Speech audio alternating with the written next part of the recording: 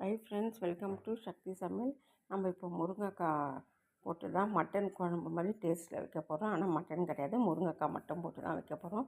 நீங்கள் உருளைக்கிழங்கு இருந்தாலும் முருங்கைக்காய் உருளைக்கிழங்கு போட்டு கூட வைங்க, செம்ம டேஸ்ட்டாக இருக்கும். இது அப்படியே தொக்கு மாதிரி பண்ணாலும் ரொம்ப அருமையாக இருக்கும், குழம்பு மாதிரி வச்சாலும் ரொம்ப அருமையாக இருக்கும். நம்ம மட்டன் குழம்பு மசாலா நீங்கள் கடையில் இருந்தாலும் பரவாயில்ல, நீங்கள் வீட்டில் ரெடி பண்ணுறதா இருந்தாலும் பண்ணலாம். நான் வீட்டில் ரெடி பண்ணேன்னா எப்படி பண்ணேன்னு பார்த்தீங்கன்னா, வெறும் தனியா, மிளகு, சோம்பு இது மூணுத்தையும் வறுத்துட்டு மிக்ஸியில் பவுட்ரு பண்ணி வச்சுப்பேன்.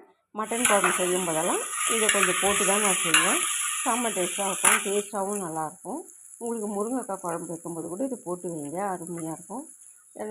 உருளைக்கிழங்கு குழம்பு மாதிரி வச்சா கூட லைட்டாக போட்டு வைங்களேன், இது ரொம்ப நல்லாயிருக்கும். நீங்கள் இது மட்டன் குழம்பு மசாலா வாங்கி வச்சுருந்தா கூட லைட்டாக ஒரு ஸ்பூன் கடைசியாக இறக்கும்போது தான் போடணும், முன்னாடியே போட்டுலாம் செய்யக்கூடாது.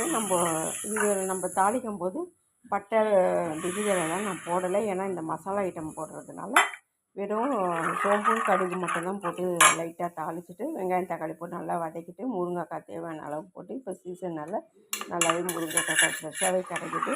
அதனால் முருங்கைக்காய் போட்டு நல்லா 2 வதக்கிட்டு நம்ம தேவையான கொஞ்சம் காரத்துக்கு ஏற்ற மாதிரி 1 ஸ்பூன் மிளகாய்த்தூள், உப்பு, மஞ்சள் போட்டு குக்கரில் தான் போட்டுருந்தேன். ஒரு விசில் போடுங்க போதும், ரொம்பலாம் போட்டுருந்தேன் முருங்கைக்காய் 2 உடஞ்சிடும். அதுக்கப்புறமேட்டு நம்ம இந்த மட்டன் குழம்பு மசாலா சொன்னோம் பார்த்திங்களா, நான் வீட்டில் ரெடி பண்ணி செஞ்சு வச்சுருக்கேன். அந்த மட்டன் குழம்பு மசாலா தான் போட்டு இது ஒரு 1 ஸ்பூன் போட்டு லைட்டாக கொதிக்க வச்சு கொத்தமல்லிலாம் போட்டு கலந்து கொதிக்க வச்சு மேலே நல்லெண்ணெய் கொஞ்சமாக ஊற்றுங்க. நம்ம குழம்பே நல்லெண்ணெய் செஞ்சால் கூட கடைசியாக இறக்கும்போது நல்லெண்ணெய் கொஞ்சமாக ஊற்றி டேஸ்ட்டு இறக்கணுங்க, செம்மையாக இருக்கும். டேஸ்ட்டும் நல்லாயிருக்கும், வாசனையும் நல்லாவும் இருக்குங்க. அதை கலந்துட்டு இப்போ லைட்டாக நல்லெண்ணெய் மேலே ஊற்றி விட்டு இறக்கிடுங்க.